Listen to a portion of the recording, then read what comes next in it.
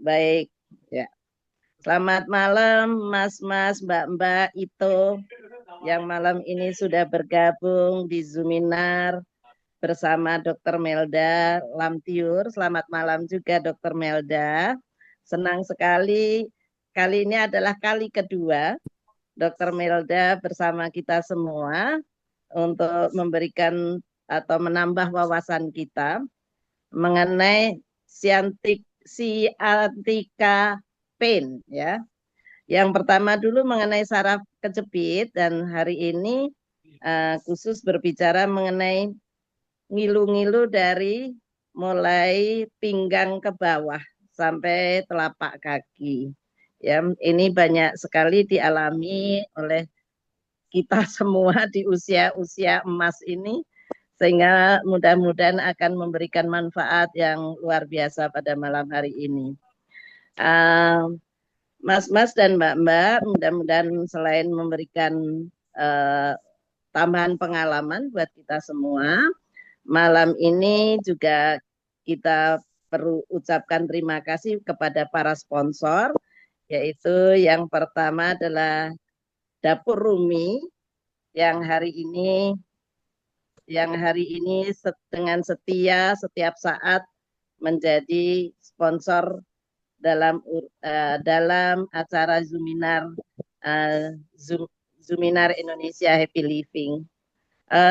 Per info Dapur Umi berada di Sentul, kalau yang di dekat Jakarta, kalau di Jawa Tengah di Salatiga, makanannya khas sekali dan mudah-mudahan memberikan pengalaman juga bagi kita semua kalau berkunjung di Dapur Umi. Kemudian yang kedua adalah P Foundation. P Foundation ini adalah yayasan keluarga dari saya dan anak-anak. P-nya adalah Pramudia, nama suami. Insya Allah suami yang sudah mendahului mendapatkan pahala atas apa yang kami lakukan. Kemudian ini Amin. ada Mbak Anggi dari BPR Perdana yang juga selalu setia menjadi sponsor acara Zoominar Indonesia Happy Living. Mas-mas dan mbak-mbak, selain mendapat pengalaman malam ini juga bagi yang bertanya, kemudian aktif dalam acara ini, para sponsor sudah menyediakan door prize bagi kita semua berupa 7 voucher belanja Indomaret dan juga ada 15 voucher membership bagi mbak-mbak dan mas-mas yang malam ini aktif bertanya. Baik, saya rasa itu pendahuluan saya dan alhamdulillah Mas Toto sudah hadir. Saya persilahkan Mas Toto membuka acara ini. Monggo Mas Toto. Baik. Assalamualaikum warahmatullahi wabarakatuh. Waalaikumsalam warahmatullahi Warahmatullahi wabarakatuh. wabarakatuh. Untuk sahabat-sahabat semua, Sugeng Rawuh, Sugeng Dalu, selamat datang dan selamat malam. Eh, Syukur Alhamdulillah malam ini kita bisa bertemu dalam keadaan sehat semua. Saya juga terima kasih untuk Dr. Melda yang setia bersama kita ini, berbagi ilmu dan pengalamannya. Untuk Mbak Ut juga terima kasih sudah didampingi support teknikalnya. Izin saya menyampaikan sedikit salam dari Indonesia Happy Living untuk sahabat-sahabatku semua. Sebelumnya juga selamat datang untuk yang baru pertama kalinya bergabung. Supaya mengenal lebih dekat dengan Indonesia Happy Living, izin saya untuk menyampaikan sedikit gambaran tentang Indonesia Happy Living. Izin share. Saya nggak tahu udah kelihatan belum ini ya? Sudah, Oh, sudah ya. sudah, sudah. Saya nggak tahu suaranya. Sebentar saya periksa dulu. Saya tadi lupa. Saya dulu. Ah, udah, oke.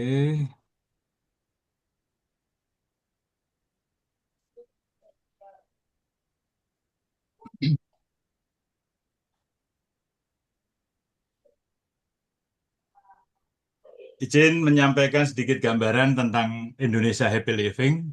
Sebelum itu, salam pembuka dari kami.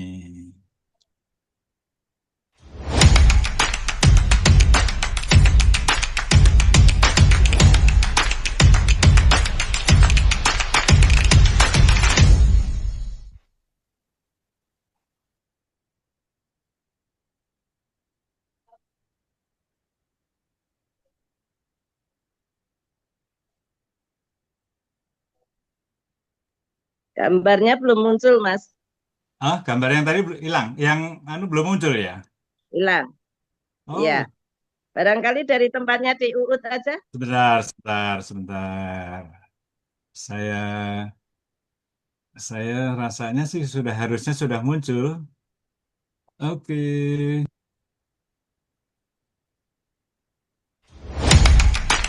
sudah muncul? Enggak, muncul Mas.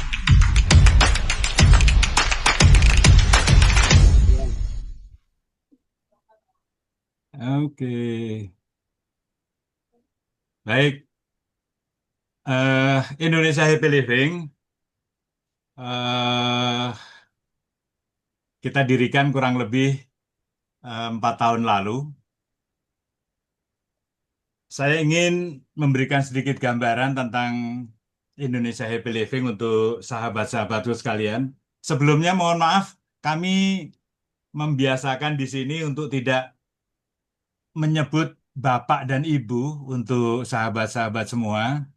Namun kami akan mengganti dengan Mbak dan Mas agar kita lebih rileks, agar kita lebih santai, tapi lebih akrab sesama kita.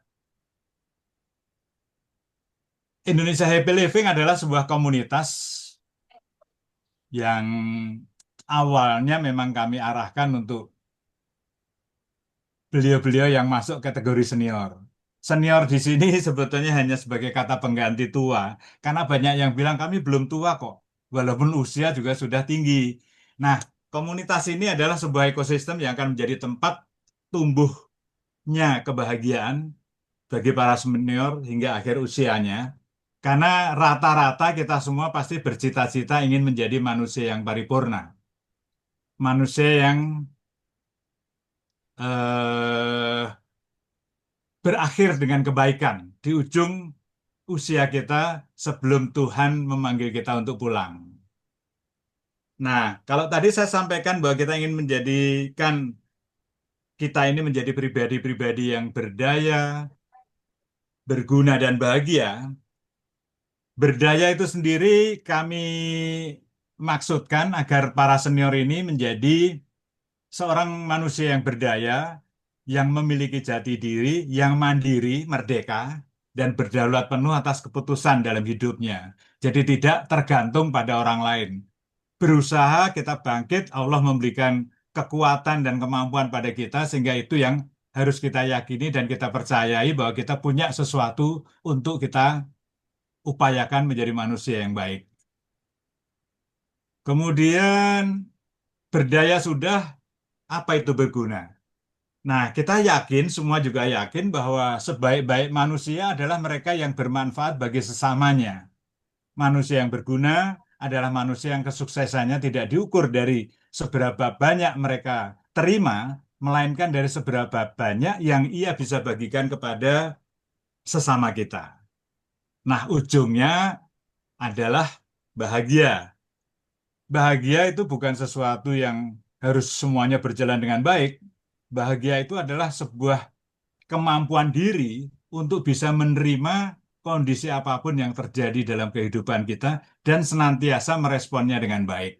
Itu kira-kira yang kita ingin capai dengan keberadaan dari Indonesia Happy Living ini, agar teman-teman sekalian, sahabat-sahabatku semua, mbak-mbak dan mas-mas semua, itu bisa betul-betul menjadi pribadi yang di ujung bagian akhir perjalanan kita akan senantiasa selalu bahagia hingga akhirnya nanti.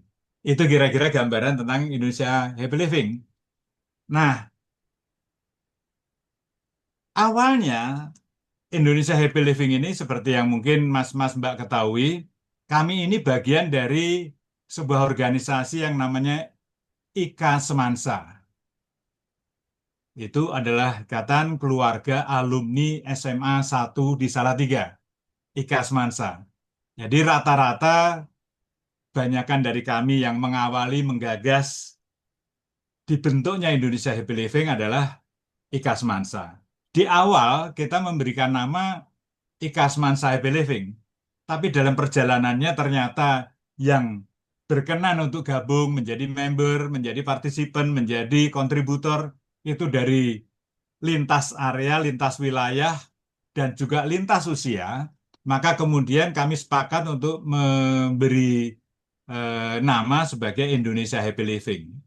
Membernya awalnya memang kita arahkan untuk mereka-mereka para senior yang kita sebut sebagai Alita di atas 50 tahun. Jadi beliau-beliau yang usianya sudah di 50 tahun itulah yang dulu kami ajak untuk yuk kita bangkit.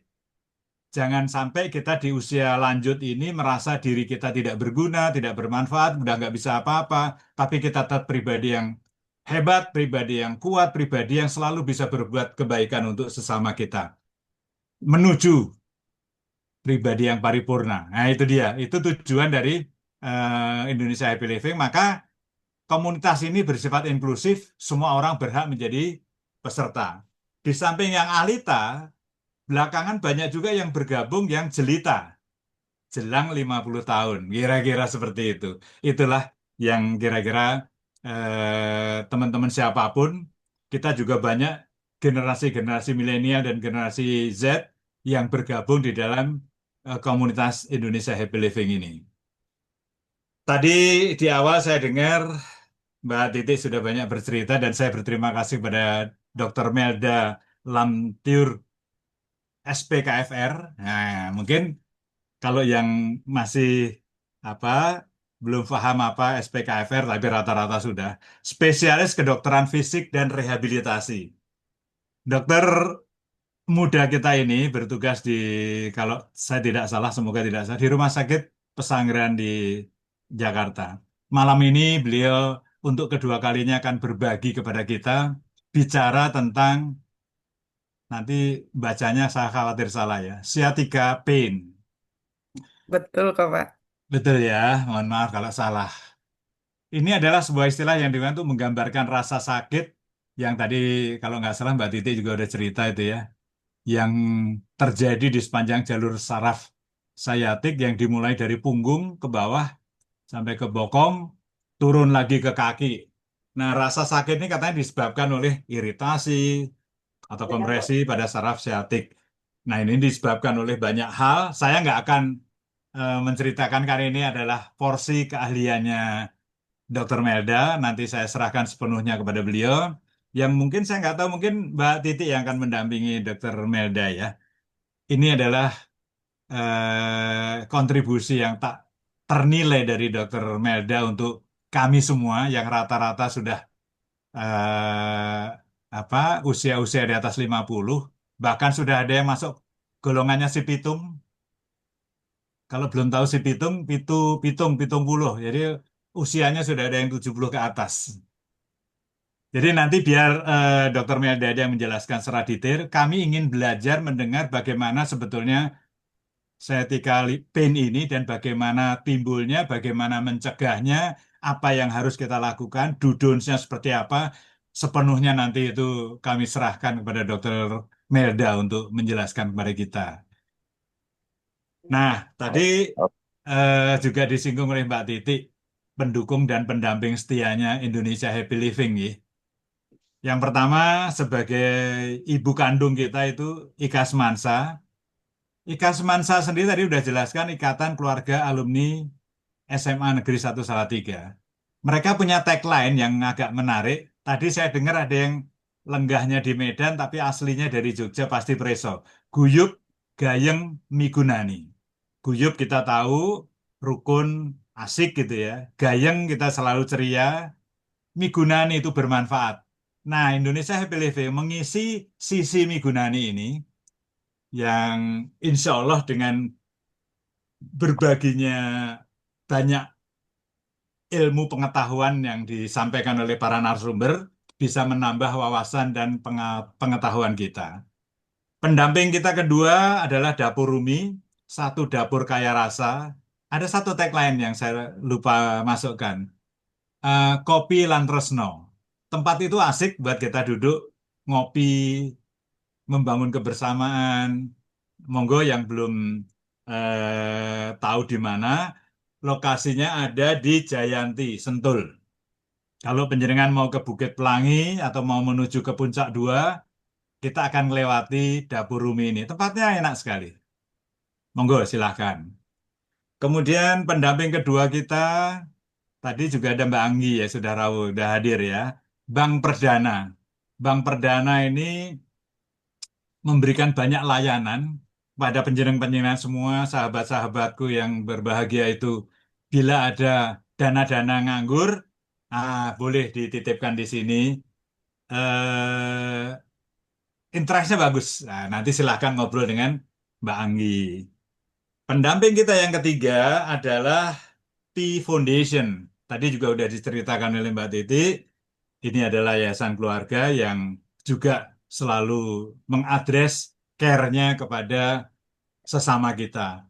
Semoga yayasan ini juga selalu langgeng dan bisa memberi manfaat yang lebih baik.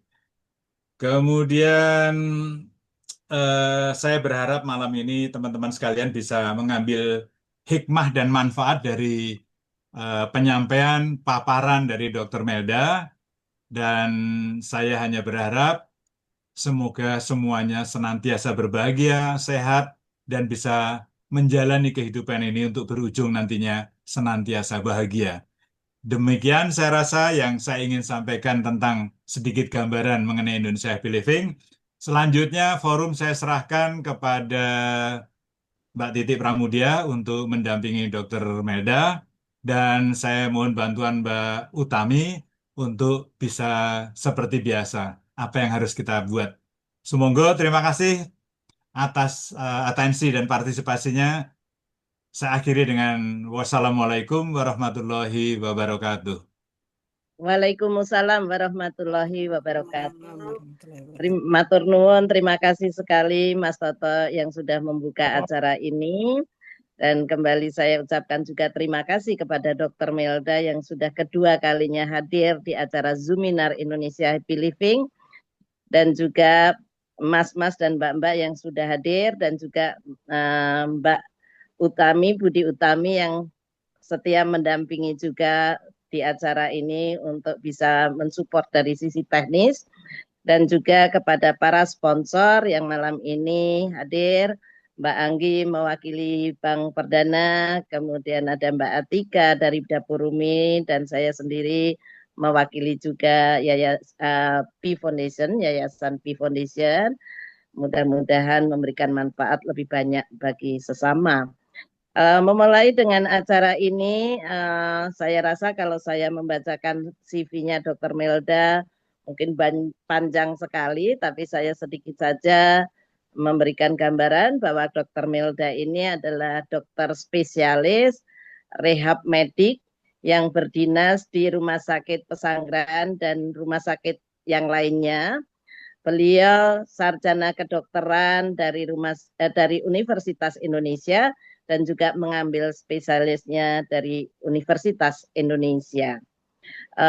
Mas-mas dan mbak-mbak, bagi nanti yang sudah menyiapkan pertanyaan, mohon disampaikan nanti pertanyaannya, dan kami siapkan door prize bagi mereka yang bertanya berupa 7 voucher belanja Indomaret dan juga 15 voucher member Indonesia Happy Living. Nah, inilah gambaran mengenai CV-nya Dr. Melda. Saya rasa panjang sekali karena memang beliau pengalamannya banyak. Jadi tadi secara singkat saja saya sampaikan bahwa beliau saat ini berdinas di Rumah Sakit RSUD Pesanggerahan di dekat Bintaro, tetapi masih masuk wilayah DKI. Demikian saya sampaikan, dan saya persilahkan Dr. Melda untuk menyampaikan paparannya. Silakan, Dok. Baik, Bu. Terima kasih. Izin untuk share screen dulu. Selamat malam, Bapak Ibu. Izinkan saya Selamat untuk malam, Dok. membawakan presentasi tentang sciatica.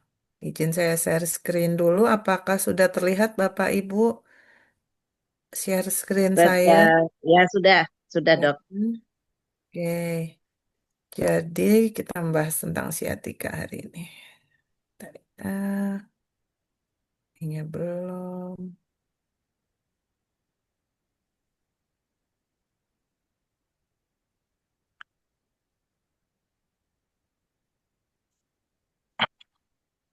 Oke, oke. Oke, selamat malam.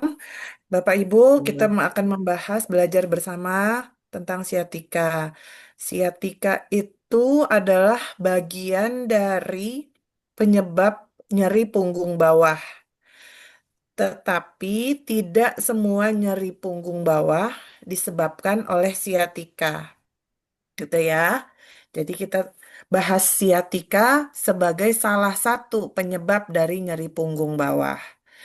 Punggung bawah yang saya maksud adalah seperti yang digambar ini. Ya, dia itu kalau kita lihat dari luar adalah daerah di bawah iga terbawah kita, iga ke-12 sampai di atas bokong. Itu maksudnya punggung bawah. Nah, kita harus tahu dong sebelum belajar tentang siatika, siatik itu apa? Nah, siatika itu sebenarnya adalah nyeri yang terjadi di sepanjang jalur saraf siatika, siatik, ya, itu bahasa Latin. Nah, jalur saraf siatik itu yang mana?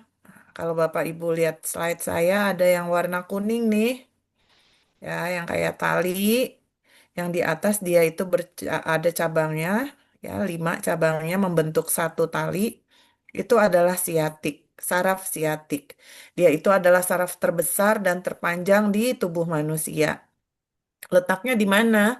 Dia memanjang dari panggul, punggung bawah ini, yang ada 5 saraf keluar, dan bersatu di daerah bokong, kemudian terus ke bawah ke arah tungkai sampai ke belakang lutut, kemudian menuju betis kaki dan jari kaki. Tuh. Nah, kenapa kita harus tahu siatika itu di mana letaknya supaya kita ngerti nanti kenapa, dok, saya kan nggak enaknya di daerah betis, daerah kaki kesemutan, paha kesemutan. Tapi kenapa yang diobatinnya yang daerah punggung bawahnya gitu. Di kakinya aja dok, di betisnya aja gitu. Pasien sering bilang gitu. Nah, kita lebih mendahulukan dulu masalah utamanya yaitu di daerah punggung bawah ini. Ya, yang nyeri bawah, nyeri turunannya itu adalah gejala penyertanya. Kadang kita terapi, kadang kita biarkan saja. Biasanya dokternya itu yakin tuh kalau udah dibiarin aja kita obatin daerah punggung bawahnya, itu karena kita yakin ya udahlah, nanti kalau kita benerin daerah punggung bawahnya, daerah asal penyebabnya, dia akan perbaikan gitu. Yang warna merah jambu ini adalah daerah yang biasanya ikut terserang kalau terjadi siatika. Nah, penyebabnya apa siatika ini? Nah, siatika ini terjadi akibat penekanan yang menyebabkan iritasi atau peradangan pada saraf siatik. Nah, salah satu penyebab tersering kenapa saraf siatik ini tertekan adalah herniasi diskus atau yang biasa kita kenal dengan nama saraf kejepit. Nah, secara singkat saraf kejepit itu apa? Kita lihat yuk gambar di sini. Di sebelah kiri ini ada gambar manusia dari samping. Yang di dalamnya ada gambar tulang belakang. Kita perbesar nih gambar tulang belakang yang di bagian bawah, bagian lumbal. Ini dia di sebelah kanan. Nah, antar tuh ada tulang belakang. Nih, ya, yang seperti koma terbalik yang bagian bawah ini adalah tulang ekor. Di, di atas tulang ekor ada tulang belakang yang berjejer satu persatu ke atas sampai ke leher, sampai ke bawah tengkorak. Antar tulang belakang ini ya tidak langsung menempel. Dia itu punya jarak. Jaraknya itu diisi oleh bantalan sendi. Yang warna biru ini adalah bantalan sendinya. Bantalan sendi ini konsistensinya lunak, kenyal-kenyal, isinya kolagen. Ya, sebagian besar kolagen. Tapi dia punya dinding yang kokoh sehingga walaupun dia lunak, dia tidak menonjol ke belakang, tidak mencelat-mencelat ke belakang. Tetapi ketika terjadi kerusakan pada dinding tersebut, nah disitulah si isinya keluar dari dindingnya. Apa yang terjadi kalau isinya keluar? Dia akan selalu menonjolnya ke belakang. Dia tidak akan bisa menonjol ke daerah depan. Karena di depan ada ligamen yang kuat. Nah, dia akan menonjol ke belakang. Sementara di belakang itu ada saraf, yang warna kuning ini saraf. Nah, saraf inilah yang tertekan. Nah, dan dia kita sebut saraf kejepit. Nah, saraf ini kalau di daerah punggung bawah kita namakan siatik. Nah, itulah siatika, saraf kejepit. Ya, akibat kebocoran bantalan sendi. Nah, ini yang tadi saya jelaskan. Ini penampang kalau kita lihat dari atas. Yang bagus seperti gambar A ini, ya, dia dindingnya masih kokoh. Walaupun sudah ada, kalau bapak ibu lihat panah saya sudah ada gelombang nih, udah mau nih nonjol nih. Tapi karena dindingnya masih kokoh, dia belum keluar. Nah, ini masih tahap ringan sekali. Dia bisa hilang timbul nyeri pada pasien, tergantung dari aktivitasnya. Nah, kalau yang bagian B sudah prolaps nih, tapi masih sedikit. Nah, ini juga masih bisa hilang timbul, masih bisa masuk lagi, kadang keluar lagi. Nah, bagian C dan bagian D ini yang sudah parah. Nah, biasanya sudah membutuhkan atau dianjurkan untuk dioperasi. Ya, oke. Nah, kita lihat dulu nih. Sebenarnya nyeri pinggang itu terjadi pada siapa sih? Nyeri pinggang secara umum ya, nyeri pinggang secara umum merupakan masalah yang sering terjadi di masyarakat. 70% manusia pasti pernah menderita nyeri pinggang. Tapi nyeri pinggangnya karena apa? Ada yang memang murni karena ototnya aja. Habis ngangkat-ngangkat barang berat nih. Apa namanya? Anak muda dari gym gitu. Ototnya aja tapi. Nah, itu bisa sembuh. Nah, tapi ada juga orang yang duduk lama nyetir terus menerus setiap hari lebih dari 8 jam. Nah, itu juga bisa menderita nyeri usia Pak, masih usia produktif. Kemudian orang tua juga bisa. Kenapa orang tua? Satu, riwayat trauma dari dulu, sering jatuh, angkat-angkat barang berat, dan sekarang di usia yang sudah lanjut, di atas 50 tahun, kemampuan ototnya makin lama makin berkurang. Akhirnya tidak terkompensasi. Akhirnya menderita nyeri pinggang juga. Dan nyeri pinggang ini dapat mengenai semua lapisan masyarakat. Dia bisa kena ke buruh kasar yang suka ngangkat-ngangkat barang, sampai pegawai kantoran. Karena eh, masing-masing punya kebiasaan sendiri-sendiri. Ada yang mengangkat berat, ada yang duduk terlalu lama, gitu. Penyebab terutama untuk siatika ini cedera, misalnya jatuh terduduk atau mengangkat barang berat yang lebih berat dari biasanya, terus ada bunyi krek.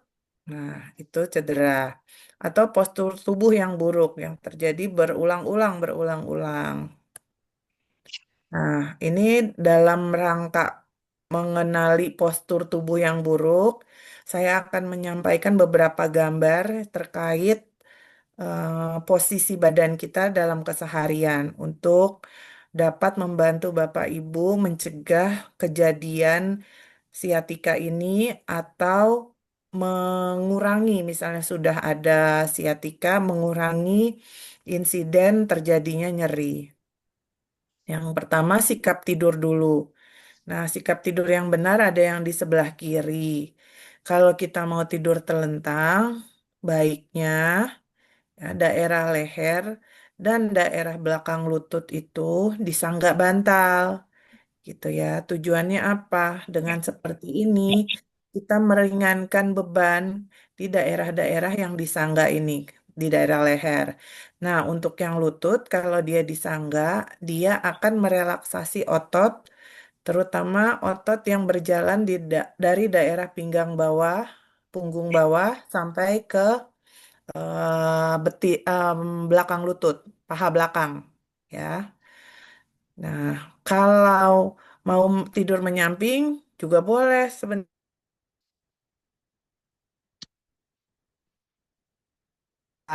Antar paha diberikan bantal ganjalan supaya apa? Tidak ada satu sisi yang membentuk sudut terlalu besar. Nah, kalau yang salah yang seperti apa? Yang salah itu, nah, kalau tempat tidurnya terlalu empuk. Kalau terlalu empuk, Bapak Ibu lihat di gambar yang atas ini, badan kita melengkung tuh, Bu, Pak. Dan lihat tulangnya. Nih, tulangnya jadi seperti ini. Waktu muda itu tidak apa-apa. Maksudnya tidak menimbulkan nyeri yang terlalu besar. Karena apa? Karena otot kita masih kuat menyangga. Tapi seiring bertambahnya usia, nah ini ikutan nih tulangnya ke bawah. Teregang dan akhirnya sakit. Nah, kalau terlalu keras pun, ya, contohnya seperti ini.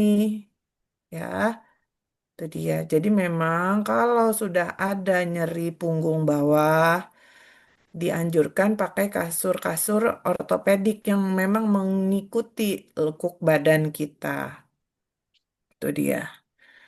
Itu sikap tidur. Nah, untuk sikap duduk, ada beberapa nih yang perlu diperhatikan. Pertama, untuk duduk, kita lihat yang ibu-ibu baju kuning dulu. Yang benar adalah punggung dan bokong. Nah, itu semuanya tersangga oleh kursi. Dan kedua kaki bisa menapak, ya. Yang salah, Bapak Ibu lihat ini. Di sini punggung bawahnya dalam hal ini tidak menyentuh bagian belakang. Di sini bebannya terlalu berat. Kemudian leher menunduk gitu ya. Kalau lebih dari 10 menit leher menunduk ini tidak baik. Ya, diakalinnya seperti apa?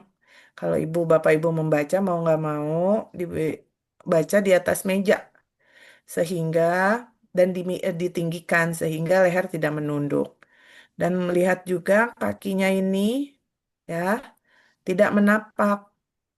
Nah, ini kalau lebih dari 15 menit dan Bapak Ibu sudah punya apa namanya masalah nyeri punggung bawah sebelumnya, ini akan menyebabkan nyeri.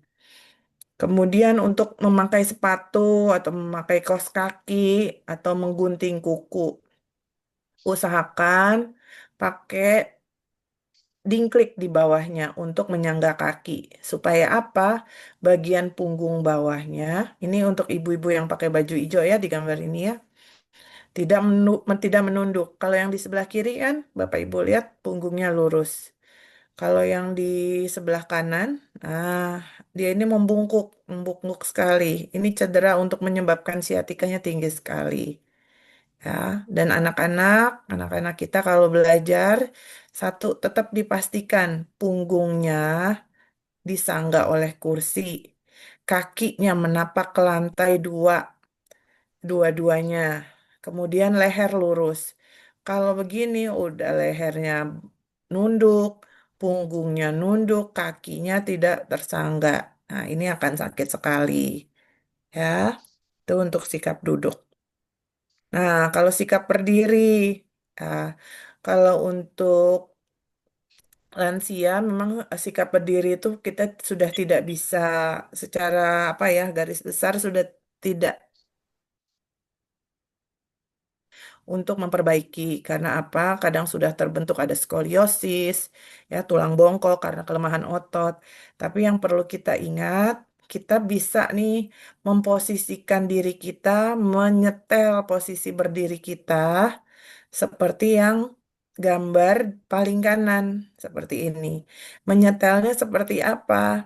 Nah, Bapak Ibu berdiri bersender ke dinding dengan tumit menempel ke dinding, bokong menempel ke dinding, kepala nempel ke dinding. Nah, nanti di situ akan terstretch semua otot-otot yang kaku. Lakukan misalnya bangun tidur ya dalam waktu 2 menit, 3 menit ya sebelum Bapak Ibu melakukan olahraga. Yang sisa-sisanya itu adalah contoh-contoh postur yang salah. Kemudian bagi Bapak Ibu yang masih harus mengangkat benda, nah mengangkat bendanya, apalagi yang berat itu dianjurkan dari bawah dulu berjongkok, baru mengangkat bendanya ke atas. Gitu ya. Tapi terus terang ini juga sulit. Biasanya kalau udah di atas 50 tahun, sudah ada nyeri lutut juga. Nah, itu juga memang jadi dilema ya. Kalau berjongkok seperti ini dengan nyeri lutut pasti sakit sekali. Kalau memang tidak ada yang bisa diminta bantuan, pakai posisi seperti ini. Tetapi kalau ada pilihan minta bantuan, Bapak Ibu sebaiknya minta bantuan. Itu dia. Oke, kita kembali lagi ke siatika. Siatika itu gejalanya apa? Nah, terutama adalah nyeri pada punggung bawah yang disertai penjalaran atau kesemutan. Atau kalau udah parah, ada kelemahan otot sesisi. Pasien akan bilang, dok, kok yang kanan berat ya ngangkatnya ya dok? Atau yang kiri kok lebih berat dok kalau diangkat? Nah, penjalarannya seperti apa? Kita lihat gambar di sebelah kanan. Yang warna pink inilah adalah penjalaran dari siatika. Dia muncul dari pinggang ke bawah, ada rasa kebas atau rasa nyeri tajam seperti tersengat listrik mengalir dari pinggang ke paha belakang dan ke betis sampai ke jari kaki. Kadang mengeluh malam-malam sering tegang betisnya, rasa dingin, terbakar atau terasa seperti dicabein, Dok, gitu. Dan kalau sudah berat mulai ada kelemahan pada satu sisi. Pencegahannya apa? Nah, ini adalah beberapa cara yang dapat dilakukan untuk mencegah siatika. Yang pertama, olahraga teratur, terutama latihan yang menguatkan otot perut dan panggul, seperti berenang. Nah, sebenarnya bukan berenang sih Bapak Ibu. Kalau Bapak Ibu nggak bisa berenang, nggak apa-apa. Tetap datang ke kolam renang, masuk ke kolam renangnya setinggi ketiak Bapak Ibu. Di sana Bapak Ibu berjalan, ya, jalan maju, jalan mundur, jalan menyamping kiri kanan selama setengah jam atau 45 menit kalau kuat. Dilakukan boleh seminggu sekali atau seminggu dua kali. Nah, efek penguatannya terlihat setelah 6 minggu. Itu ilmiahnya. Jadi baik sekali kalau ada waktu kan. Kemudian selain ke kolam renang, dengan baik ketika berdiri, duduk atau tidur. Jelaskan tadi. Berhati-hati saat menggerakkan tubuh, terutama saat mengangkat beban berat. Posisinya sudah dijelaskan seperti tadi. Menghindari berdiri atau duduk terlalu lama, menghindari menggunakan high heels, menjaga berat badan ideal, dan berhenti merokok. Kenapa merokok berhubungan? Karena sudah ada jurnal yang menyatakan bahwa kandungan dalam rokok dapat melemahkan dinding dari bantalan sendi yang tadi saya jelaskan. Kalau dindingnya makin lemah, dia gampang untuk robek atau cedera. Nah, kalau sudah terjadi siatika, apa yang dilakukan? Sebenarnya siatika ini dapat pulih tanpa memerlukan pengobatan dari dokter. Misalnya nih Bapak Ibu sakit pinggang menjalar, nggak bisa ke dokter karena malam-malam sakitnya. Nah, Bapak Ibu bisa istirahatin dulu nih badannya. Nanti saya jelasin posisi istirahatnya seperti apa. Ya, bisa ditunggu istirahat 3 hari. 3 hari itu maksudnya kurangin aktivitas-aktivitas beratnya, hindari mengangkat barang berat, hindari membungkuk. Kemudian area yang sakit dikompres, kompres hangat atau dingin. Nah, pemilihan kompres ini perlu dengan jeli. Kompres hangat dilakukan kalau nyerinya itu nyeri-nyeri yang biasa Bapak Ibu apa namanya rasakan, tidak ada peningkatan yang signifikan. Nah, kompres dingin diberikan ketika misalnya Bapak Ibu baru terjatuh atau setelah mengangkat barang berat, eh, intensitas nyerinya naik dan Bapak Ibu merasakan ini nyerinya tidak seperti biasanya.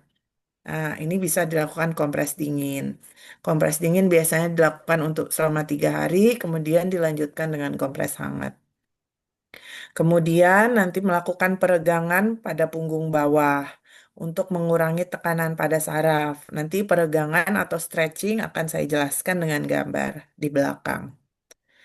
Nah, ini dia yang tadi saya katakan, ketika sedang nyeri pinggang, nah, Bapak Ibu bisa melakukan posisi ini di rumah, di tempat tidur, kepala bisa diganjal bantal, belakang lutut diganjal bantal. Posisi ini akan mengurangi beban pada punggung bawah. Atau ini bisa dilakukan berbaring di lantai atau di tempat yang datar ya. Nah, bedanya apa yang atas dan bawah? Yang bawah ini lebih mengurangi lagi derajat penekanan pada punggung bawahnya gitu. Tapi kadang repot ya nyari kursi yang seukuran sama panjang paha kita, pakai yang seperti di atas di tempat tidur juga bisa. Itu cukup meringankan. Nah, kapan harus ke dokter? Nah, pasien harus memeriksakan diri ke dokter jika gejala tidak dapat diredakan dengan hal-hal yang tadi atau dengan misalnya pakai Panadol dulu nih. Tapi nggak reda-reda juga. Nah, itu boleh ke dokter. Ayo bukan tanah jin. Parah. Nah, itu bisa dibawa ke dokter. Dan harus segera nih, walaupun malam-malam, segera ke IGD. Bila nyeri punggung bawahnya, siatikanya ini, disertai kondisi seperti di bawah ini. Ada mati rasa atau otot tiba-tiba melemah pada tubuh bagian bawah. Atau nyeri terjadi setelah cedera parah, misalnya kecelakaan lalu lintas. Atau sekedar jatuh terduduk, tetapi ototnya tiba-tiba lemah atau terjadi mati rasa, Bapak Ibu datang ke IGD. Kemudian nyeri punggung bawah tapi disertai demam, nah, datang ke IGD.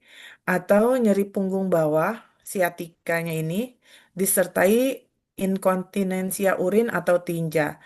Maksudnya di sini inkontinensia urin, pasien jadi tidak bisa kencing. Kencing tuh harus ditekan perutnya. Nah, itu harus dibawa ya. Atau malah jadi kencing terus keluar terus nggak bisa dikontrol. Nah, itu harus dibawa. Nah, kalau Bapak Ibu nyerinya sudah apa namanya terkontrol, kemudian di poli rawat jalan, ketemu saya atau ketemu dokter rehab medik yang lain, nanti kita nilai ini nyerinya seperti apa, apakah benar ini siatika yang melibatkan saraf atau nyeri punggung bawah yang hanya karena otot.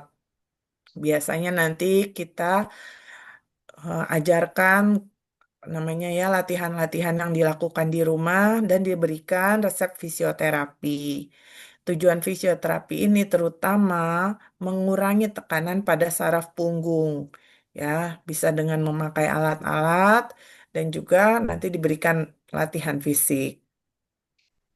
Obat-obatan kadang diberikan, yang biasa sering kita berikan adalah anti peradangan, anti inflamasi, pelemas otot, anti kejang. Anti kejang ini sebenarnya untuk meredakan saraf-saraf yang teriritasi, sama antidepresan.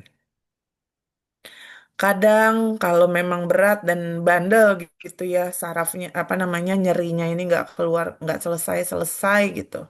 Kita berikan suntik. Suntiknya itu biasanya kita kasih kortikosteroid. Tapi ini nggak gampang-gampang kita kasih. Biasanya kita udah coba dulu dengan berbagai cara. Kalau nggak perbaikan baru disuntik. Nah, pemberian suntik ini biasanya kita batasin dan kita nilai dulu ada penyakit penyerta yang lain atau tidak, karena ada risiko menimbulkan efek samping yang lain. Ini saya mau menunjukkan beberapa aktivitas yang sebaiknya Bapak Ibu lakukan sebelum tidur atau sesudah bangun tidur. Baik bila Bapak Ibu memiliki nyeri punggung atau nyeri punggung yang menjalar sciatica ataupun tidak. Kalau tidak, ini dilakukan sebagai bagian dari pencegahan. Yang pertama, stretching. Stretchingnya yang seperti ini. Bapak Ibu berbaring di permukaan datar. Sebenarnya kepala boleh pakai bantal, boleh tidak, senyaman Bapak Ibu. Kemudian satu kaki ditarik ke arah dada, ya, ditahan sebanyak 5 hitungan, diulang 10 kali. Kemudian kalau sudah kanan, lakukan yang kiri. Yang berikutnya masih stretching juga. Nah, stretching yang berikutnya, satu kaki diangkat setinggi apa? Setinggi yang Bapak Ibu nyaman. Kemudian pergelangan kakinya ditekuk diarahkan ke arah wajah. Nanti akan ada tarikan tuh di daerah paha belakang sampai ke betis. Nah, itu ditahan selama 5 detik. Kemudian turun lagi kembali ke posisi semula, diulang 10 kali. Kalau sudah kanan, lakukan yang kiri. Kedua aktivitas ini tujuannya untuk men-stretching, apa ya, mengurangi kekakuan pada otot-otot punggung bawah sehingga mengurangi risiko terjadinya saraf kejepit atau nyeri punggung biasa. Dan bila dilakukan pada pasien-pasien yang sudah mengalami masalah nyeri punggung, itu bisa sebagai terapi untuk mengurangi tingkat nyerinya. Nah, bila nyerinya sudah berkurang, Bapak Ibu sudah bisa apa namanya beraktivitas seperti biasa, ada yang harus dilakukan untuk menguatkan otot perut dan punggung bawah. Yang pertama tadi yang ke kolam renang. Tapi kalau tidak bisa, tidak sempat ke kolam renang, Bapak Ibu bisa melakukan penguatan di rumah. Yang pertama, ya, Bapak Ibu berbaring di permukaan yang datar, ya, usahakan alasnya itu firm, ya. Nah, kemudian Bapak Ibu berlatih mengangkat bokong. Pada gambar ini gambar yang di atas. Nah, angkat bokongnya. Nah, tujuannya ini untuk menguatkan punggung bawah dan bokong juga otot perut. Angkat punggungnya, ditahan 5 detik, diulang 10 kali. Ya, dilakukan sekali sehari aja, tapi rutin pasti akan memberikan efek. Yang kedua, yang bagian bawah, ini namanya bird dog position. Tapi ini tidak saya anjurkan karena kadang keseimbangan orang tua belum bagus. Ini harus dalam pengawasan dulu. Yang aman yang pertama.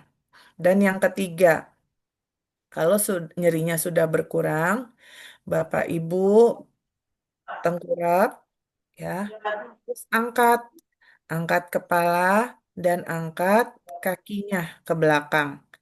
Nah, sama, tahan 5 detik, diulang 10 kali. Sebenarnya kalau Bapak Ibu masih belum kuat nih 5 detik, aduh capek dok 5 detik udah nggak kuat. Nggak apa-apa, di 3 detik juga nggak apa-apa, diulang 10 kali.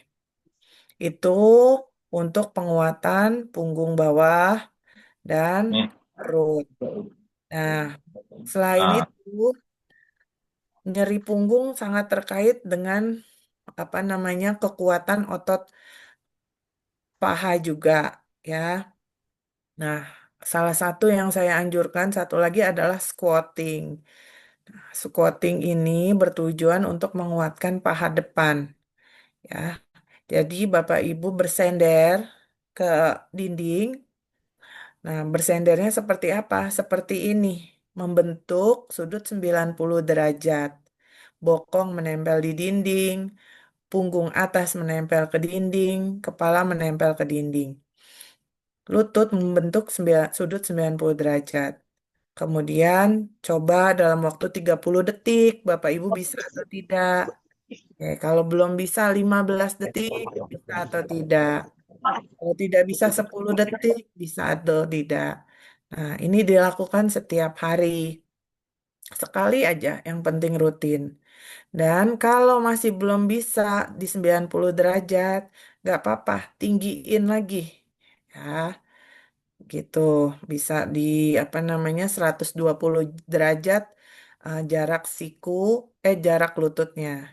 Tujuannya apa? Kalau otot pahanya kuat, nanti ibu jalan lebih stabil, bapak ibu jalan lebih stabil, sehingga nyeri punggungnya, apa namanya, tingkat intensitas nyerinya dapat berkurang atau kekambuhannya dapat berkurang. Jadi ya, terima kasih dari saya, semoga berguna dan kiranya Bapak Ibu mau melakukannya dalam keseharian Bapak Ibu. Terima kasih. Terima kasih dok. Wah, ini luar biasa sekali. Sangat-sangat menambah wawasan bagi kita semua. Dan insya Allah kita akan memulai latihan maupun memperbaiki postur tubuh kita. Saya juga baru tahu ya, ternyata sikap tidur mungkin banyak di antara kita juga belum tepat. Kemudian sikap duduk juga seringkali kita sembarangan membaca buku sehingga menunduk dan ini juga bisa menyebabkan siatika. Kemudian sikap berdiri juga sering terjadi, makanya banyak di antara kita kemudian terlihat punggungnya bongkok ya dok ya. Kemudian cara mengangkat benda ini juga penting sekali, terutama di usia-usia kita-kita ini. Baik dok, ini sudah ada 7 penanya yang luar biasa sudah menunggu. Jadi bacakan pertanyaannya dimulai dari Mbak Tiwi. Mbak Tiwi tadi menanyakan mengenai, sebentar saya lihat ya. Mbak Tiwi, mohon izin bertanya dok, apakah saraf kejepit ini bisa disembuhkan dengan alat kesehatan seperti ikat pinggang kesehatan atau celana dalam yang ada batu magnet? Karena iklannya sepertinya meyakinkan dok. Ini pertanyaan dari Mbak Tiwi, mohon dapat dijawab dok. Ya, baik, terima kasih atas pertanyaannya Ibu Tiwi. Jadi untuk nyeri pinggang itu adalah payung besar dari masalah-masalah yang ada di pinggang. Nyeri pinggang itu bisa disebabkan oleh satu masalah otot, dua masalah saraf, tiga masalah tulang, dan lain-lain masih banyak yang lain atau masalah ligamen masih banyak. Yang paling gampang disembuhkan adalah bila nyeri pinggangnya itu disebabkan oleh nyeri otot. Kalau hanya nyeri otot, penyebab nyeri pinggang kita, alat-alat tersebut berguna, Bu. Gitu. Karena apa? Dia memberikan sensasi hangat. Kalau ada sensasi hangat, otot lebih lentur. Itu berguna. Tetapi kalau nyeri pinggangnya sudah disebabkan oleh tadi siatika yang melibatkan saraf, nah alat-alat tersebut eh, kalau dipakai hanya alat tersebut tidak bisa memberikan manfaat yang signifikan. Jadi harus disertai terapi dan olahraga yang lain. Begitu, Bu. Terima kasih. Baik, mudah-mudahan menjawab Mbak Tiwi. Barangkali ada pertanyaan selanjutnya atau gimana? Atau sudah menjawab? Ya, baik. Berikutnya pertanyaan dari Mbak Sri Kudus, Dok. Ini pertanyaannya adalah, wah ini pertanyaannya sudah sangat banyak ya. Selamat malam, saya berusia 74 tahun. Sudah sekitar 2 tahun saya minum air beras dari beras merah. Sampai sekarang lutut saya yang nyeri-nyeri tidak pernah kambuh lagi. Apa betul itu pengaruh dari air beras tadi, Dok? Mohon penjelasan. Terima kasih. Air beras, Dok. Ya, terima kasih Ibu Sri Kudus atas pertanyaannya. Jadi memang air beras itu kan memang mengandung terutama yang masih ada apa namanya ya kulit arinya ya. Itu kan B12 tinggi sekali itu, Bu. Nah, itu Mm-mm. berguna. Itu seperti vitamin B12 dosis tinggi. Dia berguna satu mencegah kerusakan sel-sel tubuh dan yang kedua, bila diberikan dalam dosis tinggi, dia akan bertindak sebagai penghilang nyeri. Nah, itu bisa sekali berguna, Bu, dan dia membantu meregenerasi sel-sel. Itu dia memang Hmm. berguna, Bu. Dan di satu sisi, Ibu juga memang tidak kegemukan ya. Jadi dengan apa namanya hal-hal apa namanya minum air tajin beras itu bisa bermanfaat. Beda masalahnya kalau memang ibu ada masalah yang lain, misalnya kegemukan, jadi beban lututnya besar, nah itu air tajin beras tidak bisa bermanfaat. Tapi dalam hal ibu, mungkin penyebabnya itu memang karena pertambahan usia, jadi air tajin beras yang mengandung vitamin B12 yang tinggi sekali itu berguna. Terima kasih, Bu. Baik, terima kasih. Ini ada resep yang bisa kita terapkan dengan mudah ya di lingkungan kita semua. Baik, penanya ketiga adalah Mbak Meldina. Izin dok mau nanya, jika pasien positif sudah didiagnosa siatika dan sudah mengalami pengobatan berupa fisioterapi, akupuntur dan tidak ada perubahan, disuntik di L4 dan L5, sudah operasi metode BES. Pertanyaannya, kebetulan Mama saraf kejepit atau siatika sekarang sudah pengobatan tahap 3 3 minggu. Apakah apakah boleh fisioterapi sebelum operasi? Demikian pertanyaannya dari Mbak Meldina, Dok. Oke, selamat malam, Ibu Meldina. Bu, ini sudah pakai BES ya. Nah, boleh. Memang setelah BES, semua setelah operasi, bedah saraf biasanya mengkonsulkan pasien pos operasinya ke rehab medik. Satu, untuk mengurangi nyeri-nyeri pos operasi, walaupun BES ini kan tingkat sayatannya nggak terlalu besar ya, beda seperti operasi yang sebelum-sebelumnya. Tetapi tetap pasti ya ada nyeri yang nyeri bekas operasinya. Nah, itu kita terapi dulu untuk mengurangi ambang nyerinya. Dan biasanya apa namanya setelah ambang nyerinya berkurang, kita akan memberikan resep untuk pasien lakukan untuk menguatkan otot punggung bawah dan otot perutnya untuk mencegah kekambuhan sehingga operasi base-nya itu lebih signifikan manfaatnya. Nah, boleh fisioterapi seperti sebelum operasi. Kalau base ini kan tidak terpasang apa namanya ya Bu ya, tidak terpasang implan ya. Kalau tidak terpasang implan, itu boleh Bu, boleh dilakukan. Apalagi sudah 3 minggu ya, fase akut itu kan 2 minggu sudah terlewati, tetapi tetap harus diperiksa langsung apakah masih ada teraba hangat atau ada kemerahan di sekitar bekas base-nya itu. Nah, itu harus kita lihat juga. Tetapi overall kalau aman semua boleh, Bu. Oke. Baik, Dok. Berikutnya ini pertanyaan itu Tumpal yang memang mengusulkan tema ini untuk diangkat di Sumina. Beliau bertanya, apakah gula darah tinggi atau masalah ginjal yang dialami beliau saat ini menyebabkan telunjuk dan jempol kebas tiada henti? Dan for info, gula darahnya 3 minggu yang lalu 340, Dok. Nah, apakah ini yang menyebabkan penyebabnya adalah gula darah atau masalah ginjal? Demikian, Dok, pertanyaannya. Ya, selamat malam Bapak.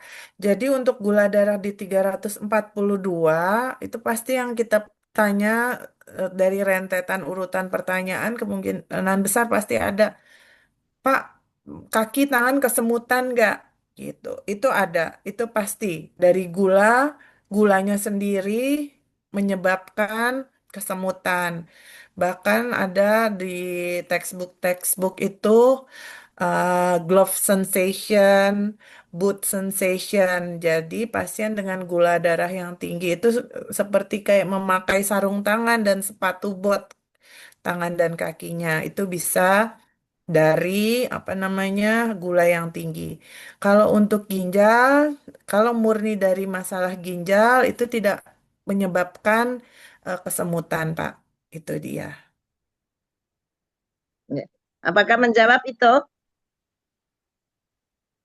Atau ada pertanyaan lanjutan? Satu lagi boleh nggak? Itu Ya, untuk silakan itu. eh, Ini bonus untuk itu. Nah, ini kebas terus nggak pernah berhenti. Saya udah minum neuropatik udah 2 minggu, tapi belum juga berhenti. Apa sarannya dok ya Oke. untuk menghilangkan kebas-kebas di sini? Itu berarti. Jadi yang Itu pertama yang gulanya harus dikurangi dulu. Jadi Bapak modifikasi gaya hidup, olahraga, kemudian minum obat-obatan anti diabetes. Nah, yang kedua ada latihannya. Latihannya yang pertama untuk latihan penguatan jari-jari tangan. Kenapa harus dikuatkan otot-otot pada jari tangan? Karena kalau kita kuatin latihan penguatan, gini ya. Nah, otot-otot di dalam jari-jari kita ini akan bertumbuh. Walaupun nggak kita lihat dari luar. Nah, kalau dia tumbuh, peredaran darah pasti lebih lancar. Kalau peredaran darah lancar, nah, mau nggak mau rasanya lebih nyaman. Jadi latihan penguatannya apa untuk tangan? Yang paling sederhana, kalau Bapak ada apa ya, bola, ya, ini bisa Bapak latihan seperti ini. Gitu. oh, bola yang diremas-remas itu ya, Dok Ah, ya? biar Nah, mas-mas. Kalau Bapak mau yang lebih spesifik, ada kalau dokter gigi itu punya lah, tang dokter gigi untuk latihan penguatan otot tangannya. Dokter gigi kan tangannya harus kuat.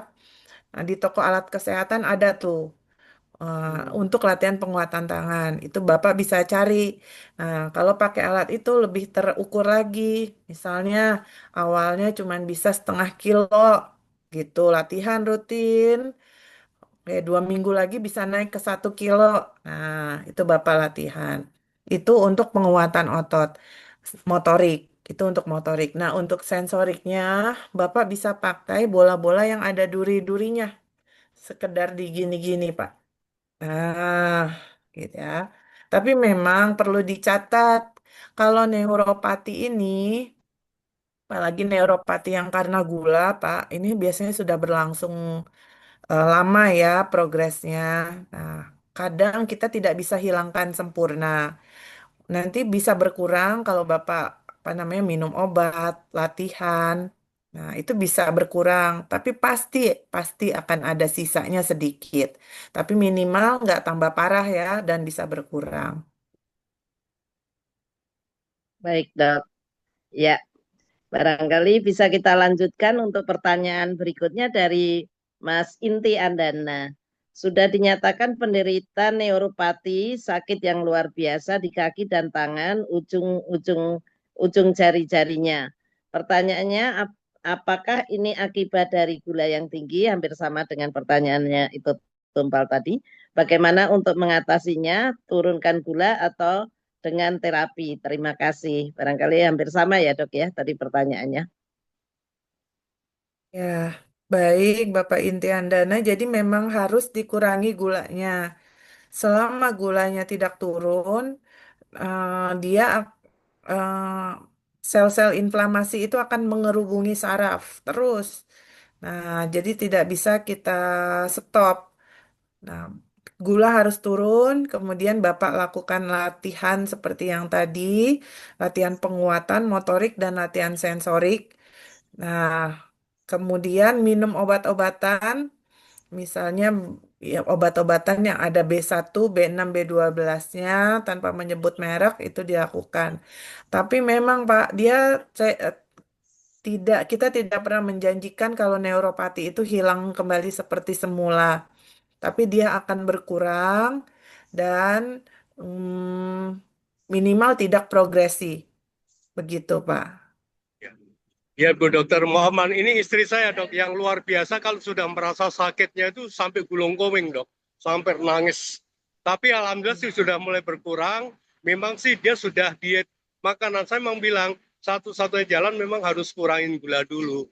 Baru Ya, agak ya sekarang udah agak lumayan. Tapi kalau lagi nyeri lagi, kambuh lagi ya luar biasa gitu. Terima kasih Bu Dokter, terima kasih Mbak Titi. terima Sama-sama, kasih Mas. Pak. Ya, berikutnya ini dari Mbak Hom Satun.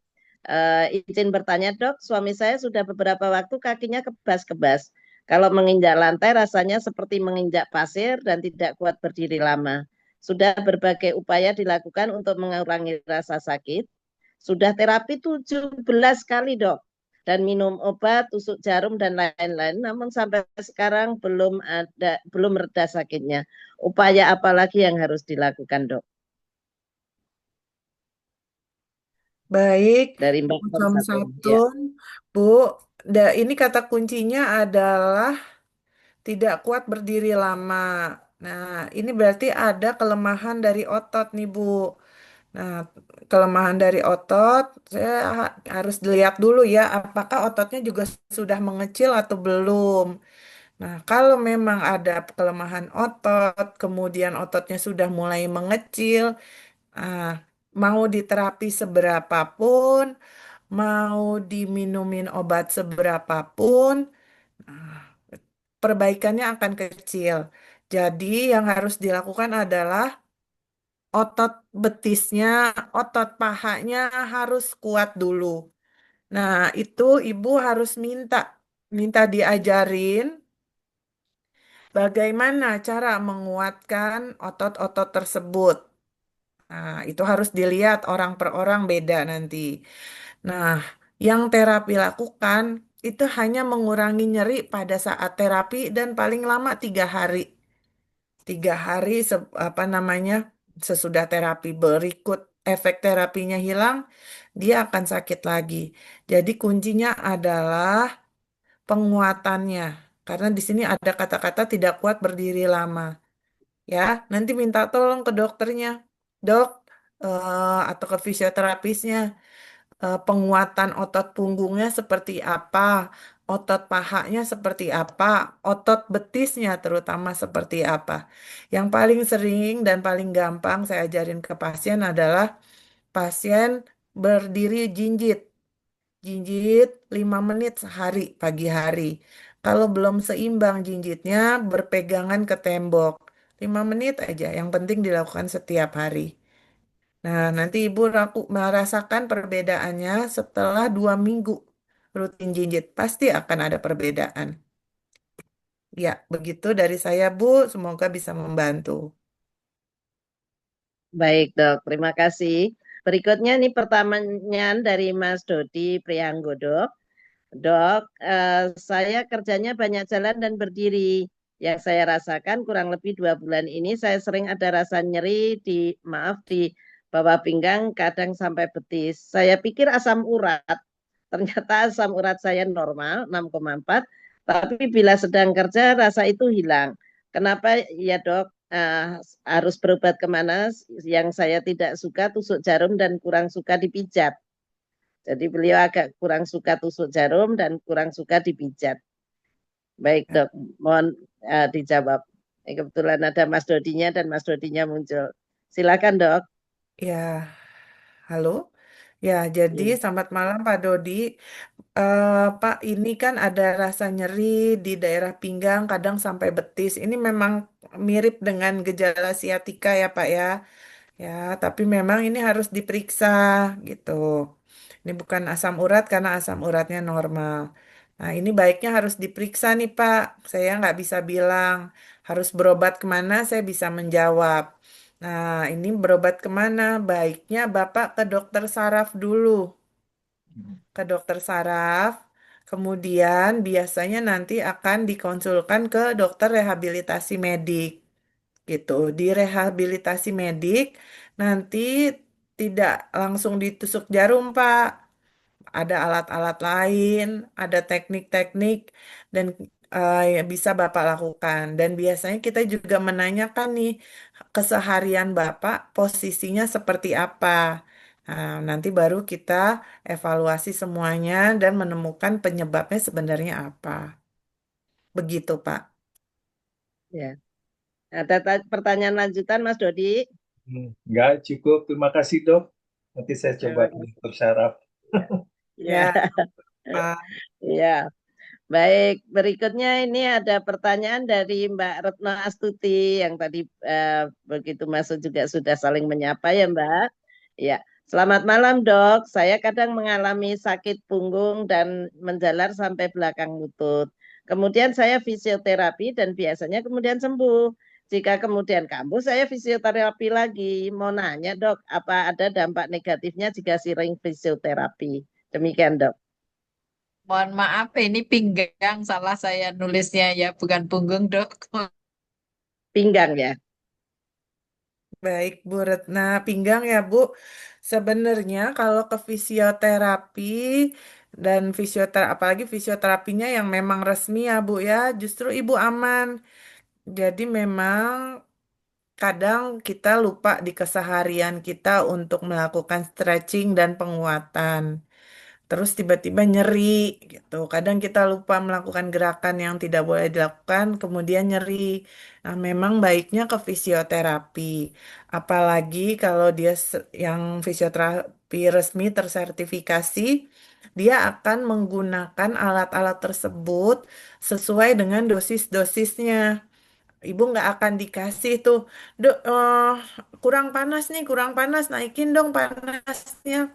Biasanya fisioterapinya nggak akan seperti itu. Udah Bu, ini sudah maksimal ya kan Bu ya, biasanya dibilang seperti itu.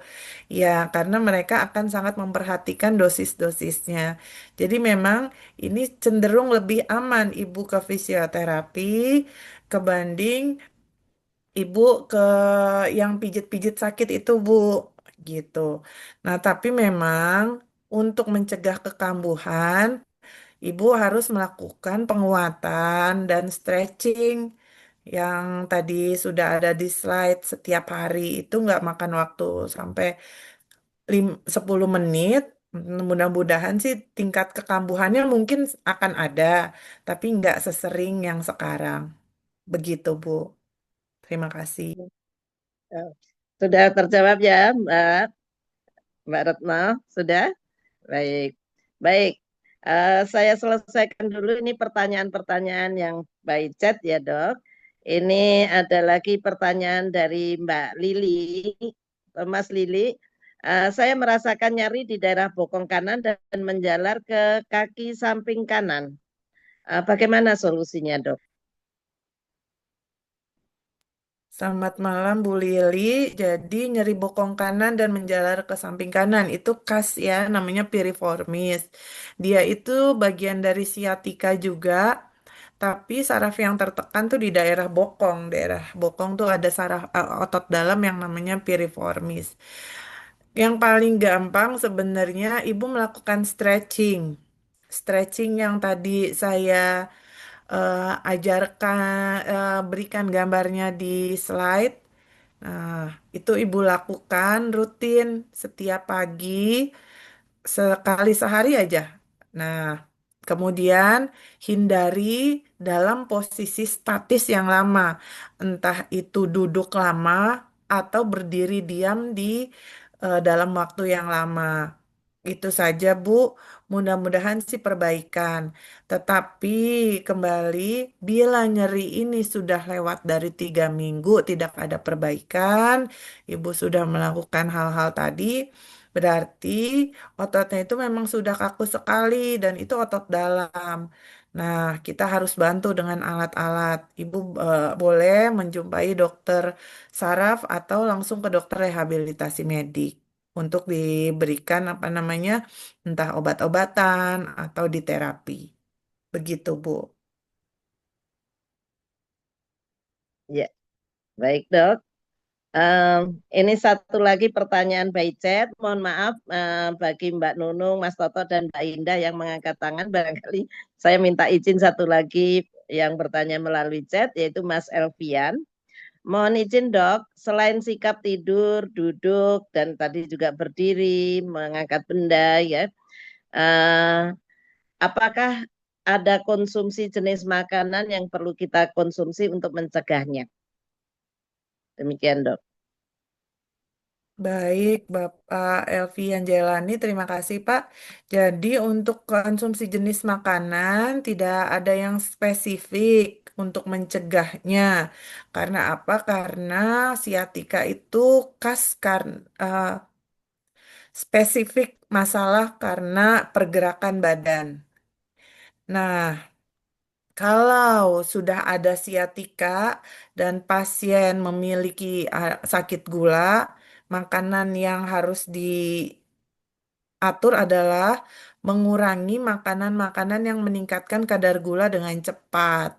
Ya, seperti gula-gula sederhana, misalnya terlalu banyak tepung, minuman bersoda. Kenapa dia harus dihindari? Karena sudah ada siatika. Siatika itu sendiri adalah radang. Kalau kita ada masalah radang di badan, kemudian ditambah dengan gula yang tinggi, nah tingkat radangnya itu meningkat. Ibaratnya sudah ada api, kita siram bensin. Gitu ya. Dan yang kedua, selain hindari gula-gulaan sederhana, ada satu lagi yang terkait masa otot manusia, masa otot kita. Baiknya kita mengkonsumsi protein. Dalam hal ini protein hewani. Bisa telur rebus, bisa ikan, daging ayam, daging ikan. Tujuannya apa? Tujuannya kita mau meningkatkan massa otot kita.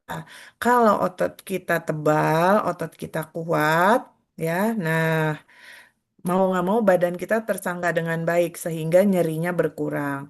Tetapi selain makan protein harus diikuti dengan olahraga penguatan seperti yang tadi sudah dijelaskan di slide. Terima kasih. Baik, Dok. Terima kasih banyak. Kita beralih ke yang mengangkat tangan. Ini ada Mbak Nunung Nugroho. Silakan Mbak Ya, Nunung disampaikan pertanyaannya. Terima kasih Mbak Titi. Terima kasih. Assalamualaikum warahmatullahi wabarakatuh. Waalaikumsalam warahmatullahi wabarakatuh. Ya, jadi begini Dokter Melda, saya itu sudah di MRI kalau di lumbal 345 itu sudah kena saraf kejepit. Tetapi itu sekarang ini sudah tidak sakit, artinya tidak sedang kumat gitu. Cuman minggu yang lalu saya pulang dari umroh, beberapa hari sebelum saya pulang itu 4 jari kanan, ujung 4 jari kanan saya itu seperti panas gitu, terus kebas, terus seperti ada semutan sedikit, terus cenderung seperti mau meletus gitu loh. Sebegitu sakitnya seperti mau meletus dan secara fisik sih nggak terlihat apa-apa, tetapi 4 ujung jari kanan itu selain jentik yang kecil itu dia berasa seperti itu. Nah, saya sudah ke dokter saraf, sudah dikasih obat dan saya karena dia curiga ada gula, ternyata saya juga dicek gula, ternyata gula saya normal, kolesterol normal, dan saya sudah dikasih obat, tetapi sampai sekarang ini kan masih terasa dok, dan saya dirujuk ke rehab medik yang karena muridnya banyak, saya harus nanti tanggal 30 baru dapat jatah. Nah, saya ingin tanya ke Dokter Melda ya, rehab medik untuk jari yang semutan itu dan terasa kebas itu apa sih dok? Memang setelah minum obat tuh ada yang pelemas otot dan sebagainya itu yang tadi dokter sudah sampaikan, saya sudah minum tuh ada berkurang sedikit sekali. Tetapi nanti mungkin saya perlu di rehab medik itu. Saya ingin bertanya, saya di rehab mediknya tuh apanya? Diapain gitu dok, pengen tahu aja. Terus obat yang misalnya obat yang udah dikasih dokter ini sudah habis karena dia mungkin jatahnya cuma 1 minggu, tetapi masih terasa terus tuh terus diapain dok? Olahraga saya tetap melakukan, berenang juga saya sudah, walaupun saya capek, tapi kalau turun berenang saya cuman seperti dokter bilang, jalan sana sini, mundur, miring, dan sebagainya. Begitu dok. Terima kasih sebelumnya. Mohon Terima jawaban. kasih. Terima kasih Mbak Ya, Titi. silakan Dok. Sama-sama, Mbak Nunung. Kak Gunung, pertanyaannya, Bu, jadi ini kan memang sudah di MRI ya, Bu ya, memang sudah ada apa namanya ya penyempitan dan sarafnya udah kena ya, Bu ya. Memang kalau sudah seperti itu, nyerinya bisa hilang, itu yang selalu saya sampaikan. Tapi untuk kekambuhan itu kemungkinannya selalu ada, terutama kekambuhan karena aktivitas, entah terlalu banyak membungkuk atau salah pergerakan, mengangkat barang berat seperti itu. Nah, memang yang diperlukan sekarang minum obat-obatan perlu itu ibu lanjutkan saja. Nah, saya nggak tahu nih obat-obatan yang ibu punya tuh apa. Ada biasanya obat-obatan seperti mecobalamin, eperison, itu boleh ibu Ada minum. dok, Ya, ada. nah kalau untuk penghilang nyeri seperti natrium diklofenak itu ibu minum kalau nyeri saja dan nyerinya itu tidak bisa ibu toleransi baru ibu minum. Tetapi bila ibu diberikan obat-obatan anti steroid, diberikan steroid seperti metilprednisolon ya, nah itu ibu harus konsultasi ke dokter yang memberikannya gitu. Ya, kemudian yang bisa ibu lakukan apa sambil menunggu terapi? Yang pertama, ibu bisa memakai korset dulu untuk membantu menyangga ibu. Apalagi kalau masih aktif melakukan kegiatan dan mobilisasinya tinggi, nah itu bisa pakai korset. Yang kedua, posisi tidur. Nah, ibu bisa pakai yang tadi tuh, yang lehernya dipakein bantal, kemudian di bawah lututnya dipakai bantal. Itu membantu untuk mengurangi tekanan di dalam punggung bawahnya. Nah, yang bisa dilakukan untuk nyeri-nyeri yang di ujung jari, hmm, biasanya dia akan berkurang kalau derajat saraf kejepit di daerah pinggangnya itu berkurang. Tetapi bisa juga kita bantu dengan misalnya ibu ada bola-bola yang ada durinya. Nah, ibu bisa bantu tuh giling dengan jari kakinya seperti itu, Bu. Iya, siap Tetapi dok. kalau memang sudah ada dan terkonfirmasi MRI, baiknya Ibu datang ke rehab medik, nanti itu akan difisioterapi dulu. Karena memang itu perlu alat-alat yang pemanasannya, efeknya itu bisa masuk sampai 5 senti atau lebih dari bawah permukaan kulit. Nah, itu alat-alat itu biasanya adanya di rumah sakit. Itu tidak bisa dengan kompres hangat aja. Iya. Begitu, Bu. Satu hal lagi saya lupa dok, saya sudah pernah kena CTS. Dari Mm-mm. kanan dan kiri, dan yang kanan sudah pernah dioperasi. Apakah itu efek CTS itu atau dari ininya ya dok, saraf kejepitnya ya dok? Jadi CTS itu sebenarnya saraf kejepit juga, Bu. Ya, kita kan punya saraf tuh di semua bagian tubuh. Ya, Nah, cuman pergelangan dia tangan. saraf kejepitnya di pergelangan tangan, gitu. Yang dipacu oleh, apa namanya, banyak kegiatan seperti ini. Nah, itu. Itu saraf kejepit juga, tetapi di bagian pergelangan tangan. Dia tidak ada hubungannya dengan apa namanya saraf-saraf yang ada di daerah tulang belakang. Begitu. Baik, terima kasih Dok. Ini masih mohon izin agak sedikit memperpanjang waktu. Ada dua pertanyaan ini yang mengangkat tangan Mas Toto. Monggo Mas Toto. Dan nanti ada yang chat dengan Mbak Wiwi atau Mas Wiwi ya. Monggo Mas Toto, silakan. Baik, terima kasih, Matur Nuwun. Selamat malam, Dok. Saya Selamat malam. beruntung sekali malam ini dapat ilmu mahal yang sangat terkait dengan kehidupan kita. Dan kebetulan saya juga tergabung dalam satu komunitas goes. Rata-rata keluhannya sama yang tadi disampaikan oleh teman-teman. Jadi malam ini mungkin nanti setelah itu saya juga bisa berbagi sama mereka untuk nonton videonya ini, karena ini kita rekam. Nah, pertanyaan saya begini, Dok. Tadi di awal di antara apa tulang punggung kita itu kan ada kolagen tadi ya, yang menjadi Ya. ganjal gitu ya. Nah, bicara tentang kolagen ini kan kadang-kadang teman-teman ini juga merasa wah kita perlu di luar banyak kok yang jual kolagen. Tapi kan nggak ngerti ini kolagen yang benar apa tidak gitu ya dok ya. Nah, mohon informasi dok, kira-kira kolagen seperti apa yang bisa mungkin membantu kalau ada dijual dalam bentuk obat kah, dalam bentuk kapsul atau whatever gitu. Kemudian kira-kira dosisnya harus seperti apa? Nah, yang terakhir mengenai kolagen, akibatnya kalau seandainya karena ketidaktahuan jadi kelebihan, itu impactnya apa pada diri kita? Itu yang terkait kolagen. Yang kedua, tadi saya dengar Mbak Titi juga suka nge-gym nih, hobinya nge-gym beliau ini. Nah, apa akibat kalau kita dalam usia seperti sekarang di atas 50 itu, kita berlebihan karena merasa pengen sehat, karena kita tidak tahu hanya entusiasmenya aja, terus kelebihan itu nge-gymnya. Impact-nya apa, Dok? Itu aja pertanyaan saya. Tadi sebenarnya ada satu tentang kesemutan, tapi dokter tadi udah jelaskan. Sekali lagi saya terima kasih banyak, Dokter Imeda. Penjelasannya menarik buat kami. Terima kasih. Baik, silakan Dok. Terima kasih Pak Toto. Baik Pak, yang untuk kolagen terus terang saya tidak bisa menjawab karena itu tidak saya tidak menguasai itu. Saya tidak bisa menjawab ya.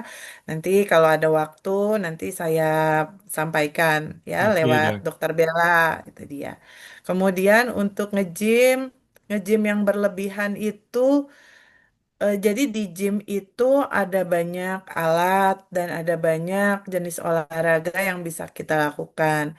Yang pertama ada penguatan, ya, untuk strengthening dan ada untuk kardiovaskular, ya, yang kita berjalan atau memakai sepeda. Nah, dalam hal ini untuk berlebihan, saya anggap dulu berlebihannya overtrain ya, overtrain penguatan. Nah, salah satu efek yang paling sering terjadi adalah cedera otot, Hmm. sehingga terjadi nyeri otot. Nah, itu yang pertama. Kemudian misalnya kita overtrain, overtrainnya itu overtrain kardio gitu ya, olahraga kardio, kita pakai sepedaan nih, gitu ya, berlebihan gitu. Di, sebenarnya berlebihan itu lebih dari kapasitas maksimal kita, ya, kapasitas optimal kita. Nah, yang terjadi apa? Satu, resiko untuk terjadinya ketidakseimbangan badan tuh ada. Misalnya yang paling sering bisa terjadi serangan jantung Hmm. atau tekanan darahnya tidak stabil, entah dia meningkat atau rendah. Nah, itu terjadi bisa. Nah, kalau overtrainnya dalam rangka seseorang dengan penyakit diabetes, overtrainnya dalam hal ini penyesuaian makan obat gula dengan waktu olahraga yang tidak tepat, nah itu bisa menyebabkan hipoglikemi, bisa Hmm. pingsan. Jadi ada macam-macam overtrain, tapi secara overall kalau overtrain itu bisa dihindari dengan apa? Sebelum berolahraga, sebaiknya Berat sih. Bapak Ibu, apalagi kalau sudah berusia di atas 50 dan memiliki penyakit gula, darah tinggi, riwayat stroke atau riwayat serangan jantung, sebaiknya ke dokter dulu untuk ke Hmm. gym. Hmm. Dokter yang disarankan bisa dokter rehab medik atau kedokteran olahraga. Nanti mereka akan memberikan resep olahraganya tuh, Ya. em, kapan harus berapa kali dalam seminggu melakukan olahraga kardio, berapa kali dalam seminggu melakukan strengthening, dan batasan-batasan tekanan darah, termasuk juga kapan harus memakan obat terkait dengan olahraganya. Begitu, Pak. Semoga Terima kasih membantu. banyak, dokter. Ya, Terima kasih, terima terima kasih kasih. banyak, Ini Dok. Ya, membantu sekali ini informasi. iya, Siap. betul sekali. Iya, sebenarnya saya bukan hobi nge-gym, cuman sesekali. Tetapi bisa juga sedikit saya memberikan saran kepada kita semua yang di usia 50 tahun ke atas. Sebaiknya kalau kita nge-gym itu pakai trainer. Karena dia yang paham sejauh mana kapasitas kita.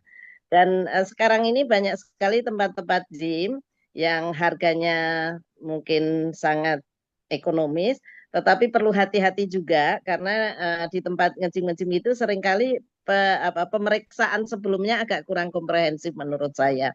Kalau di tempat nge-gym yang bagus, memang harganya berbeda, tetapi sebelum kita melakukan kegiatan, itu mereka hadirkan dokter untuk memastikan segala sesuatunya gitu. Kemudian biasanya untuk usia-usia yang di atas 50 memang selalu mereka menyarankan dengan PT ya, personal trainer gitu. Baik, ini ada satu pertanyaan lagi melalui chat dengan Mbak Wiwi atau Mas Wiwi ini saya nggak paham. Selamat malam dari dokter, saya sudah dinyatakan siatika. Pernah diterapi tapi setelah terapi masih terasa sakit. Apakah saya perlu terapi ulang terus atau bisa sembuh dengan rajin stretching sehingga bisa menyembuhkan? Demikian dok. Ini pertanyaan terakhir dari Mas atau Mbak Wiwi. Silakan dok. Ya, selamat malam Ibu atau Bapak Wiwi. Aduh, siatika ya, udah pernah dinyatakan. Nah, ini dia nih, kriteria sembuh. Nah, kriteria sembuh ini harus jelas dulu. Kriteria sembuh bagi pasien dan bagi dokter ini harus sama.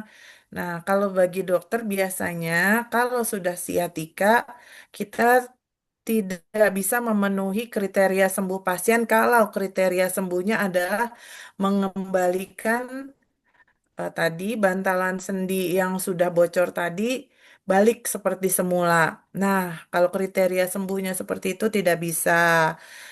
Nah, kalaupun bisa itu biasanya harus operasi dan memakai pen atau implan. Nah, itu panjang lagi tuh masalahnya. Tetapi kalau kriteria sembuhnya nyerinya bisa hilang dan ibu atau bapak bisa beraktivitas lagi, itu bisa. Tapi dengan catatan tingkat kekambuhan, risiko kekambuhan tuh ada. Nah, kalau memang masih sakit, sebaiknya ibu tetap datang ke dokter untuk terapi. Dan perlu dicatat, menghilangkan nyeri sudah lama, itu perlu waktu. Biar saraf, untuk yang non saraf, untuk otot kanan, ya, lain. Kalau ini terkait saraf, bisa lebih lama dari dalam kurun waktu tersebut nyeri. Nah, selain itu, kenapa perlu waktu? Begini, nyeri itu sesuatu yang direkam di otak. Kadang nyerinya tuh apa asal nyerinya tuh udah tertangani gitu ya, saraf kejepitnya, inflamasinya udah tenang. Tapi karena nyeri itu terekam di otak, masih berasa, pasien masih merasakan nyeri. Nah, disitulah terapi dan latihan penguatan itu diperlukan untuk membantu mengurangi nyeri-nyeri yang direkam di otak. Itu jadi menurut saya selama masih nyeri sebaiknya ibu tetap terapi. Ya, karena stretching itu bisa mengurangi. Tetapi kalau memang sudah apa namanya ya masih terasa sakit dan pernah sudah dinyatakan siatika, sebaiknya dikonsulkan ulang lagi. Terima kasih, Bu. Baik dok, semua pertanyaan sudah disampaikan. Terima kasih banyak dokter sudah menjawab semua pertanyaan dan juga terima kasih kepada mas-mas dan mbak-mbak yang sudah bertanya. Sebagaimana yang saya sampaikan tadi, bagi mas-mas dan mbak-mbak yang aktif bertanya saat ini akan mendapatkan hadiah voucher untuk 7 penanya. Pertama mendapatkan voucher belanja dari Indomaret, yaitu Mbak Tiwi, Mbak Sri Kudus, Mbak Meldina, Ito Tumpal, Mas Inti Andana, Mbak Kumsatun, dan Mas Dodi. Nah, beberapa ini saya sudah punya nomor handphonenya, sehingga nanti voucher bisa saya kirimkan melalui WA. Namun ada beberapa yang saya belum mendapatkan nomor handphonenya, seperti Mbak Meldina, Mbak Konsatun, Mbak Tiwi. Mohon dicatat nomor handphone saya dan mohon menghubungi saya. Nomor handphone saya 0816 184 4848. Saya ulangi 0816 184 4848. Nah, kemudian bagi penanya-penanya berikutnya ada Mbak Retno Astuti. Terima kasih Mbak Lili, kemudian Mbak Nunung, kemudian Mas Toto, Mas Elvian, dan Mbak Wiwi ini mendapatkan voucher member premium Indonesia Living. Kebetulan beberapa sudah menjadi member seperti Mas Toto, Mbak Nunung, tetapi ada Mbak Retno, Mbak Lili, Mas Elvian, dan Mbak Wiwi itu belum menjadi member, dan dengan senang hati kami mengundang teman-teman yang tadi bertanya untuk menjadi member premium Indonesia Happy Living ya. Insya Allah kita tiap bulan ada acara dan mbak-mbak yang bergabung di member premium Indonesia Living akan mendapatkan informasi. For your info, Mas-Mas dan Mbak-Mbak, insya Allah tanggal 13 Februari kita akan ketemu lagi. Dan sesuai dengan usulan member, kita akan bicara mengenai bagaimana mengelola keuangan di usia emas. Ya, akan hadir seorang pakar di bidang keuangan dan tidak hanya bicara mengenai keuangan tetapi juga bicara mengenai emotional intelligence ya. Jadi dua hal yang mungkin saling mempengaruhi antara emosional dan uang ya. Seringkali terjadi masalah buat kita semua. Baik, terima kasih kembali Dr. Melda, terima kasih juga kepada teman-teman mbak-mbak, mas-mas yang sudah aktif bertanya dan hadir di kesempatan hari ini. Mohon maaf atas kekurangan saya sebagai moderator dan saya kembalikan kepada Mas Toto untuk menutup acara ini dan kepada Mbak Uut untuk mengabadikan acara malam ini. Baik Mas-Mas dan Mbak-Mbak, silakan wajah cantik dan gantengnya ditampilkan untuk Mbak Uut segera mengambil foto untuk kita bersama. Silakan. Baik, Mbak Titi. Di sini Iya, ada 2 layar, Mas-Mas. Jadi nanti saya ambil fotonya layar 1 dan layar 2. Monggo baik. open kamera standar, Mbak, Mas. Ya, baik.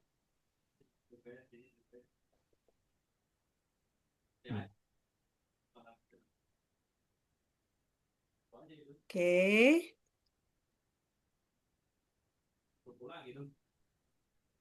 Saya foto layar pertama, nggih. Senyum Ya. manis. 1, 2, 3.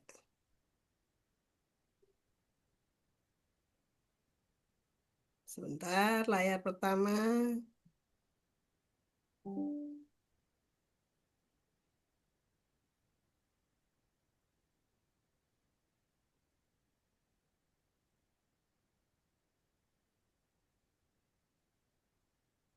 Layar kedua.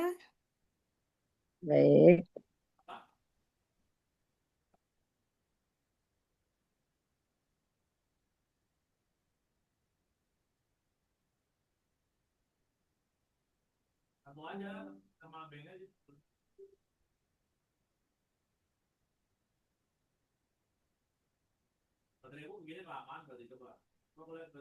Ya. Sudah cukup? Ya, mau ganti suasana nggak, Mas? Silakan, silakan. Coba. Keluarkan Silakan, kreasimu. silakan. Ini Ya, jagonya ini. biar seru deh, Ut. Coba, Ya, nggih. ya.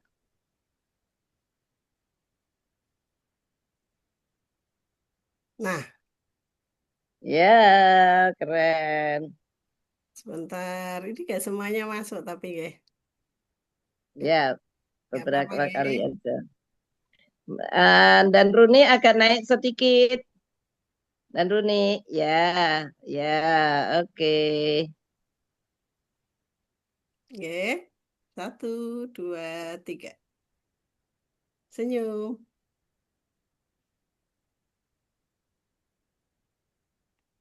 Ya, Matur nuwun. ya, sami-sami. Sudah, Tiut? Oke. Baik, kalau sudah kita akan mengakhiri pertemuan kita malam ini.